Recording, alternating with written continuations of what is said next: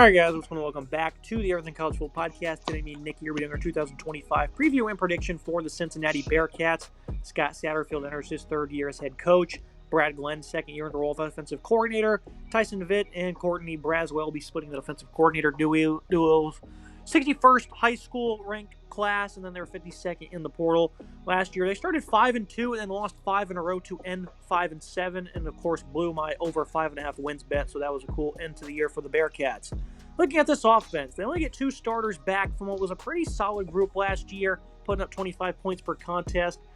They put up yards, though. They were able to run the ball, and they threw the ball quite well. They just could not score. That was a big theme during that losing streak to end the year for Cincinnati. You think started with a guy in Brendan Sorsby at quarterback, who I thought was a tremendous addition from Indiana going into last year, and he continued to prove his abilities as a competitive dual-threat player. I like his pocket awareness with ability to throw on the run, has good anticipation. I think the ball placement really checks out. Nice zip on intermediate throws. I think this is a very underrated player. He's got 2 years of starting now under his belt, 6'3", 228. I think he can really ascend to one of the top 25 quarterbacks in college football, I would say. Nick, is that too lofty? Maybe so, but I've been watching him again for 2 years now, and I like this player. I'm a big fan of his.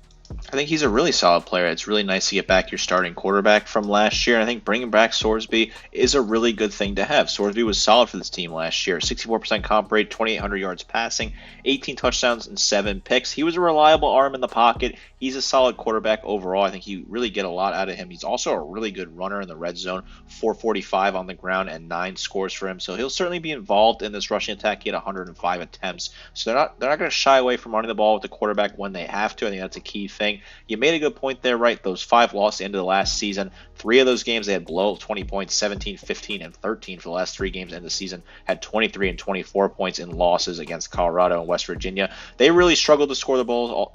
That was just not good enough for them. They were not able to get points when it mattered most. And I think this year you'll see Sorsby be a little more confident in the red zone. They'll hopefully draw up better options for him. I think they'll try to rely on running in the red zone a little bit more often. And that may lead to some success for this offense. And they had a really impressive receiving group last year. Now they completely revamp it by going to the portal, of course. They get Cyrus Allen, who wasn't used that much for Texas A&M last season. His first 2 years at LA Tech, though, he had 500-plus yards as a number 2 option. Good outside receiver at 6', 180. Jeff Caldwell, nice add from Lindenwood after a 1,000-yard season for him. 6'5", 210 brings that great size to the room. Caleb Goody had 400-plus yards for Colorado State last fall. And then Noah Jennings, 2 straight 400-plus yards for Charleston Southern. So I think they went to the portal and got nice veterans that have proven to be good producers. Barry Jackson has good speed and should be contending for a role in the slot. None of these receivers really have much action out of the slot, but that's where the returning Joy Royer comes in at tight end. I think he's a phenomenal player, one of the best tight ends in the country. 50 grabs for 521 yards last year, so we know he can play ball. I think this is a solid group here. Depth is weak, but it was pretty weak last year as well. I think they might have some growing pains, but Royer leading the charge, Nick, a guy with nice, reliable hands. I think he has elite body control and awareness. The route running for being 6'5", 255 really checks out, so he's going to be the go-to target. I think the rest of these guys will come along. I'm pretty happy with this group overall.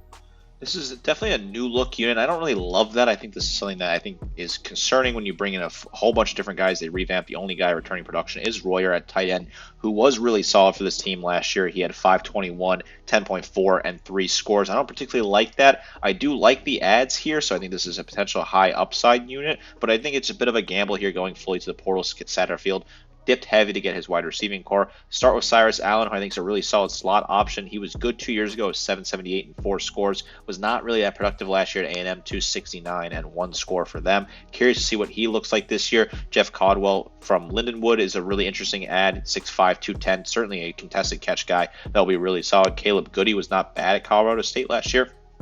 436 and 4 scores, 20.8 yards per grab. He'll certainly find a way to be involved. I think he's a really talented player. Noah Jennings was good at Charleston Southern, certainly making the jump up, and Isaiah Johnson was not bad at Western Carolina. Another option potentially in the slot. I think Barry Jackson could be involved in the slot. Cale Woodburn, who both of them didn't do a whole lot last year, but they may be involved. A completely new looked unit, certainly a potential to really be a boom unit, but also potential to bust. Keeping an eye on this wide receiving core. Now you look at the offensive line. They replaced all 5 starters up front. We said this team would be great at running the football last year because of how good they were on the offensive line.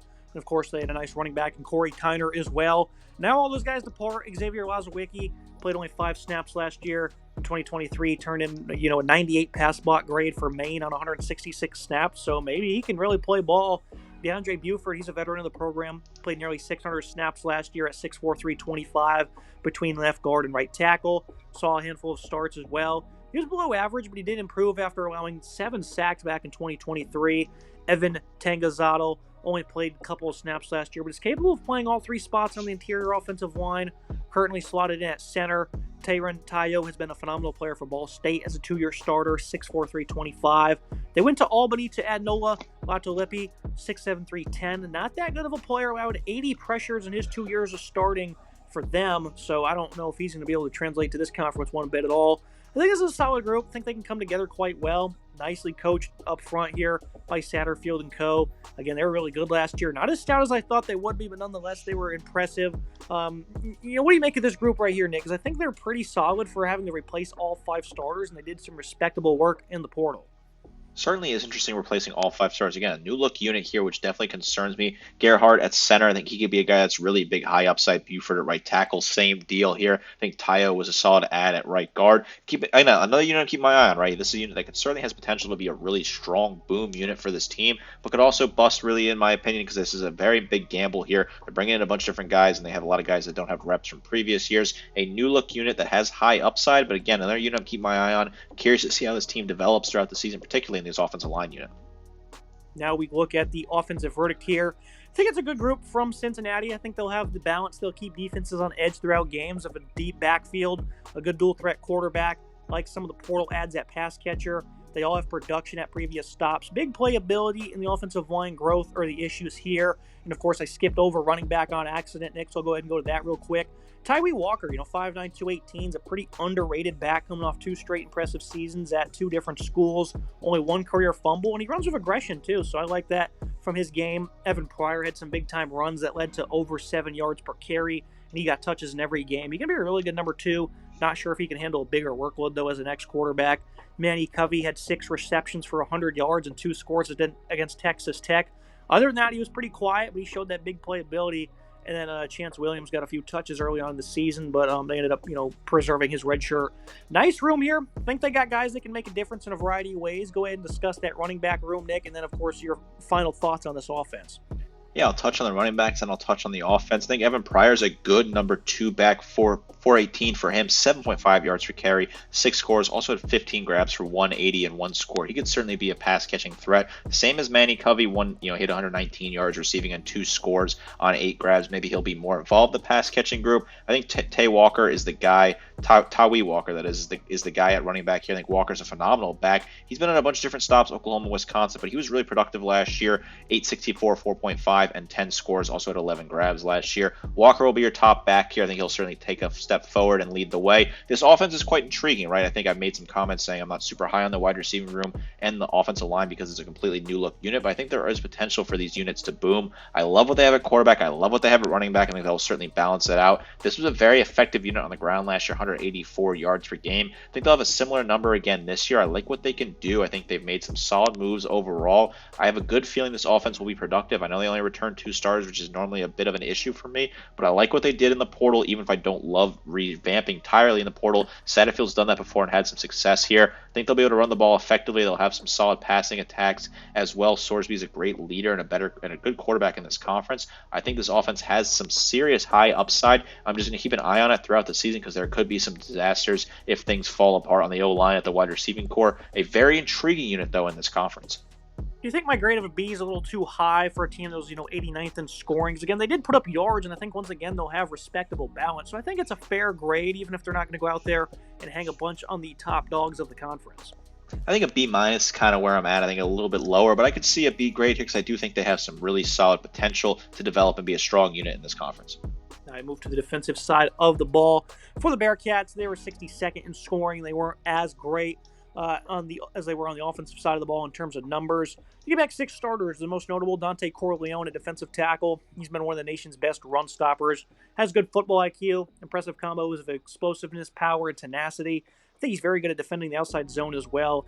He's yet to see 500-plus snaps in a season, and his efficiency has went down a bit since his freshman year, so those are things to watch with him. Kamari Burns on the interior was lackluster on his 100-plus snaps. Harris Adams and Cam Rutherford or better in the same amount of reps. So it's a veteran-loaded interior group. The rest of the defensive ends here returned Rob Jackson. He was, had 350 plus snaps, missed 0 tackles last year, but he was poor versus the run. Really didn't produce much.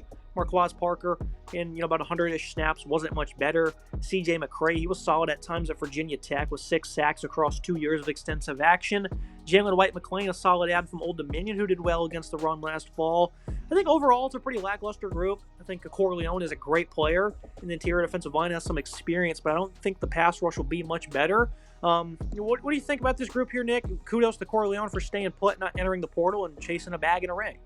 Yeah, Corleone's a great player. 26 total tackles, 5 tackles for loss, 3.5 sacks last year for him. He'll certainly be a high-impact player that will step up and be very big for this team. Rob Jackson, 16 total tackles, a tackle for loss for him last year. Marquise Parker, did something a little bit in his 8 games there, 8 tackles, 2 tackles for loss. Curious to see what he looks like at full health. Kamari Burns had 5 tackles and 1 tackle for loss in his 6 reps here. I think the portal ads are 2 interesting players. McCray was an interesting ad from Virginia Tech.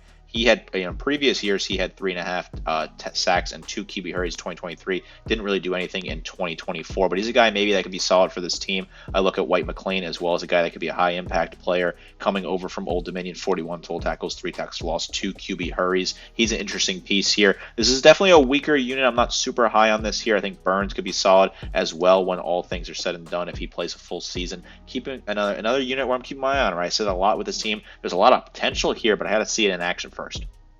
I move to the middle of this defense. Jack Dingle returns as a starter. I think he'll continue to improve. He had 38 tackles. Didn't create any negative plays, though. He was below average in coverage. Made no real mark versus the run. Jonathan Thompson was far better, nearly 400 snaps, ranking 4th on the team in tackles. Brian Sims III was pretty respectable in his 150 snaps. And then Jack Golday was sensational last year. He was sharp versus the run and in coverage.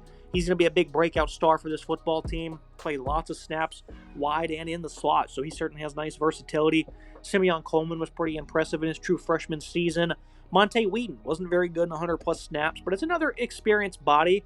I think top to bottom, linebacker's not that bad. I think it's a pretty solid group here. They have an abundance of experience.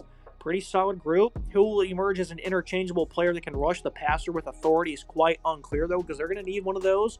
I think there's enough here for them to be quite solid, Nick. They got a couple of breakout players, and, of course, they have some veterans alongside them as well. Yeah, this is a really good linebacking core. I think this is the best part of this defense. I like what they have here. This is a very strong unit that returns a bunch of different guys that had some meaningful reps last year who really started. Golday is a really great leader. 58 total tackles, 7 tackles for loss, 1.5 sacks, 2 pass breaks. I think he can get over 100 tackles this year. I think he'll be really productive at linebacker and a key piece. Jonathan Thompson was solid for this team. 49 total tackles, 5 tackles for loss, 2 sacks, 3 pass breakups. He'll be good. Jack Dingle is a high upside player. 38 total tackles, a pass breakup for him. Simeon Coleman had 32 total tackles, 5 tackles for loss. He'll be solid as well for this team. Brian Simmons III, 17 total tackles and a tackle for loss. That's a bunch of guys that had meaningful reps last year. I like what this linebacking core can do. A big unit that they can rotate guys in. That doesn't even include Monte Wheaton, who could be solid as a younger player for this team as well. Love this linebacking core. One of the best in the conference. A very strong unit here in the best part of this defense. They look at the secondary for the Bearcats. Ormani Arnold, he returns as a starting corner. Had an average season at best. Zay Johnson and Willie Goodwin are 2 fellow returnees, but neither played last year. The rest of the group's largely transfers. Matthew McDoom, that was a phenomenal ad from Coastal Carolina, coming off 2 straight dominant seasons in coverage for the Chanticleers. Christian Harrison was a nice run defender and tackler and nearly 300 snaps for Tennessee. He failed to impress in coverage, though. He and Taden Barnes, who played nearly 900 snaps for New Mexico State, will contend for the starting slot. But they can also likely see time at outside corners. They have some nice players there that have versatility. Move to the safety group. Returns a great starter. Antoine Peak was an elite player versus the run last year. Was also really good in coverage. Didn't have any plays on the ball, but he also didn't make too many mistakes. Xavier Williams was a stout run defender from Middle Tennessee. He's going to face stiff competition from true sophomore Jaquan Sanks, who was impressive in his debut season. And then you also return Logan Wilson, who was quite abysmal for them, so he might not factor in much. This is not a bad secondary, Nick. I think they made some good moves in the portal. Got a few guys that can make an impact. Need to see big strides in ball production and overall better coverage ability, but I think you combine some of these transfer ads at corner with some of the returning safeties, you might be cooking up one of the better groups in the conference. I think the addition of Matthew McDoom, though, was just tremendous. Not a bad secondary at all. I think Anton Peak coming back is a really good player at safety. 56 total tackles, a tackle for loss, pass breakup, 4 forced fumbles last year. He's a hard hitter there. Sanks was a really good player as a true freshman, 42 total tackles, a tackle for loss, and a pass breakup. He's a really good asset they get back. Logan Wilson was okay in his reps, 20 total tackles, 2 tackles for loss, a pick, 4 pass breakups. Not bad. Omarion Arnold was not bad either, 16 total tackles, 2 pass breakups. We'll see what he can do this year, what his sort of workload looks like. The transfers there, the 4 guys there that are quite interesting. Christian Harrison was not bad in his reps at Tennessee, a high upside player they could certainly get a lot out of. 20 total tackles, 2 tackles for loss, 2 QB hurries, and a pass breakup. Certainly needs to improve his coverage ability. Matthew McDoom was really good at Coastal Carolina, 36 total tackles, 3 tackles for loss, 3 picks, 11 pass breakups. Also had 10 pass breakups in 2023, a really good peer coverage asset at corner. Xavier Williams was not bad at Middle Tennessee. I think he's a guy that you could certainly get something out of as well. And then Tatum Barnes coming over from New Mexico State. He had 57 total tackles, 1.5 tackles for loss, 2 picks, 6 pass breakups. I like what they did here. This is a good mix of returning production and production from the portal. A strong secondary that could really be one of the better units come the end of the season in the conference. I went ahead and gave them a B-. This verdict includes the Bearcats having a solid group, but I think they have some nice players at all 3 levels. It takes more than that to have a strong unit, though. The pass rush really doesn't have any signs of growth. The lack of overall versatility could hurt them up front. I like the linebacking group and the portal adds in the back end. They should improve, but I don't think they'll be more than average without the defensive line marching forward. I think this team could quietly impress on defense, though, Nick. I'm going to go with a B- for now, but this is a group I'll be monitoring to see how they can progress. Yeah, I'll certainly be monitoring. I've said a lot that with Cincinnati is a wait-and-see approach on both sides of the ball. I think that their 6 returning starters is solid. I think the portal adds were good. Love the linebacking core. Such a dominant unit. A B- is a fair, but this could certainly be a B+ unit come the end of the season. Now I move to the final prediction in the schedule for Cincinnati. This is a group that has a respectable quarterback. I think an offense that's going to be incredibly balanced. I think they might still lack big playmaking, and I think their ability to score last year was definitely concerning, but there's room for growth. And like you said, the defense has a lot of opportunities as well due to what they have at all 3 levels, led by Dante Corleone up front, and then the linebacking group and secondary have numerous impressive ball players. So I think this is a team, like you said, that can be a nice sleeper group in the Big 12. No one's expecting them to beat Nebraska, including me.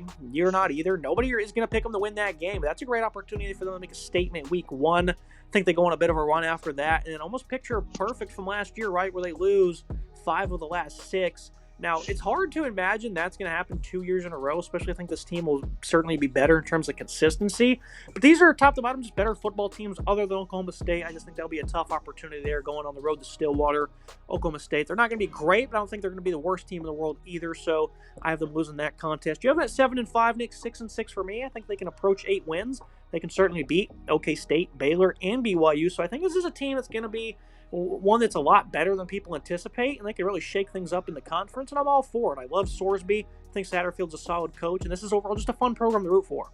People might be a little surprised I have that 7-5, considering I have some concerns on the defensive side of the ball and the offensive side of the ball, but I think there is high upside here. I like what this team can do. The win I have is over Baylor at home, and they'll upset the Bears in a good contest on October 25th and get themselves in a bowl game and find a way to kind of improve under Scott Satterfield. I don't think they're going to win on August 28th in Kansas City against Nebraska, but that's a game I'm keeping my eye on there. The spread is kind of close, so maybe you take a stab at that if you think Cincinnati could be very competitive in that game.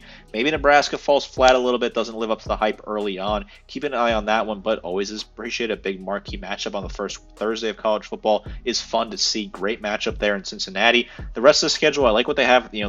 All the way to October 11th. There, I think there's a bunch of wins. I think they're going to struggle at Oklahoma State as well on October 18th, and I have them picking up the win against Baylor. The rest of the schedule, tough trips to Utah and TCU, and BYU will still be a good team despite some uncertainty with that roster. I have it 7-5. Though I think Sorsby will certainly elevate this offense. The rushing attack will be very strong. I worry about the offensive line as well as the pass catching group. I think the tight end they return is really good. I love the linebacking core on this defense. A bunch of guys that can rotate. They have 6 guys, in my opinion, that are really strong candidates. 5 at least. Maybe the 6th one is a bit weaker there in a younger player that they return in Whedon, who could be solid for this team, though. The secondary could certainly develop and be a strong unit come the end of the season. I worry about the pass rush, but I think the linebackers may be able helping a little bit with that and balance it out. This is a team that could certainly shock some folks. I think 8-4 is certainly in the cards. That would mean picking off BYU or Oklahoma State or Utah, all wins that could potentially happen. This is a team that's got high upside, certainly a team that's going to be intriguing to watch. They were fun to watch at the start of 2024, tailed off very late, and struggled in the second half of the season.